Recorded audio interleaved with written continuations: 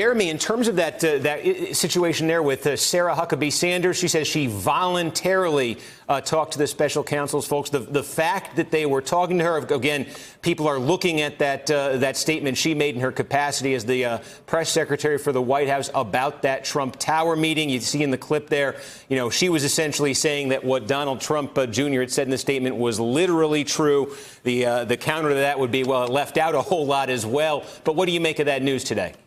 Well, she's a government official. She's paid by the taxpayers. I would hope that she would voluntarily cooperate with a federal criminal investigation where senior high-ranking government officials are the subject of that investigation, including the president.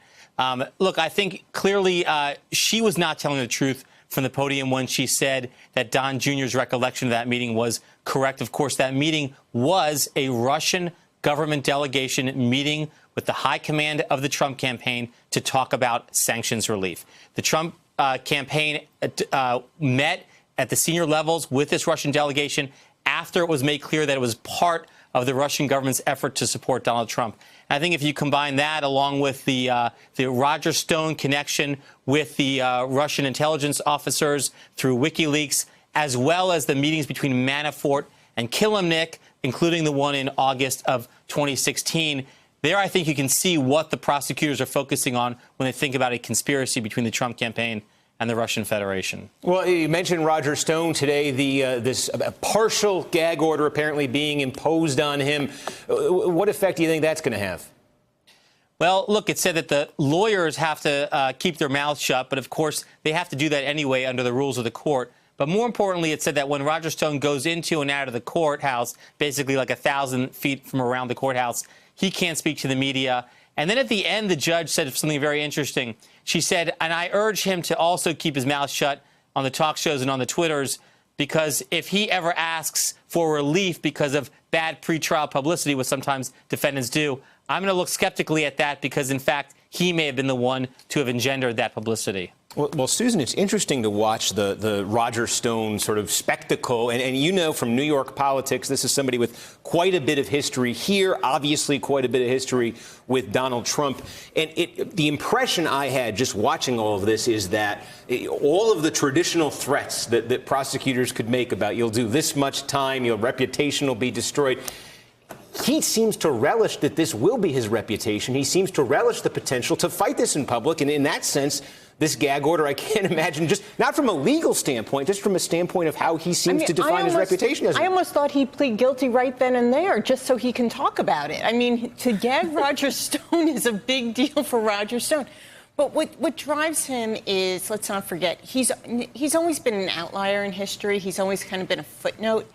He likes being front and center. He wants to be be part of the story when it's told in the history books.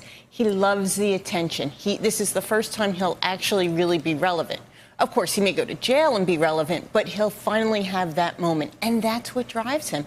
And that's what also makes him so dangerous. When you look at who the president has chosen to put himself around, or who he's put around him, whether it be Manafort or Roger Stone, these are all people who have had questionable reputations, I'll be kind.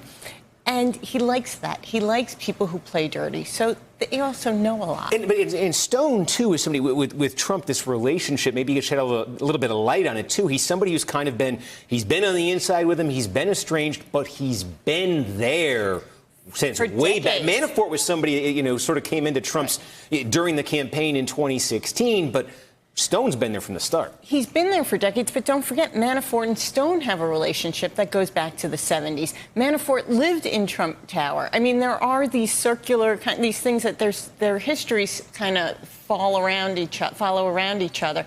So it just makes sense that, of course, Manafort would be welcomed into that inner circle with Donald Trump. With Roger Stone's okay, because like you said, he's been with him for decades. And Cynthia, the partial gag order, could you just take us through legally exactly what would separate a partial gag order from a full gag order, and how unusual is it for this to be imposed by a judge? Well, Jeremy's right. The gag order on the lawyers is really just their legal obligation, their ethical obligation. So I don't really see that as a big deal. And in looking at the gag order for Roger Stone, clearly Judge Jackson is not, setting this up as a trap, but it may turn out to be a trap for him. You are going to behave in a way that is acceptable, and I think we all guess that he's going to violate the order, and then she's going to slap a larger order on him. So to me, this is just a stair-stepping way to back into a full gag order. That's what I predict will happen. There'll be a hearing at some point once he goes on some television show and again repeats that it's all a conspiracy and he was treated worse than Osama bin Laden and El Chapo, which is apparently what he's been doing. He just won't be able to have the little rallies out front. But it's only a matter of time, in my opinion, until there's a full gag order on him. Hey there, I'm Chris Hayes from MSNBC. Thanks for watching MSNBC on YouTube. If you want to keep up to date with the videos we're putting out, you can click subscribe just below me or click over on this list to see lots of other great videos.